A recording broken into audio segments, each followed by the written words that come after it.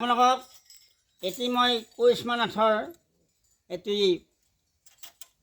নামৰ বিয়াৰ এনেকৈ কৌতুক এটা শুনাম। পেপে পেপে বনিহঁত এই বিয়াৰ ঘৰত আহিলোঁ। এই বহুত বস্তু দেখা পালোঁ। এই আপোনালোকৰ বস্তু এটা নাই, কিবা নাই। আপোনাৰ বেংক পাৰ্টি নাই। বেংক পাৰ্টি থাকিলে তোমাৰ নাচি দিব পাৰিলোঁ হয়। আপোনাৰ বেংক পাৰ্টি বজাবনে? বজাবনে? আৰম্ভ কৰক। অ' পে পে পে পে পে পে পে পে অ' পে পে পে পে পে পে পে পে পে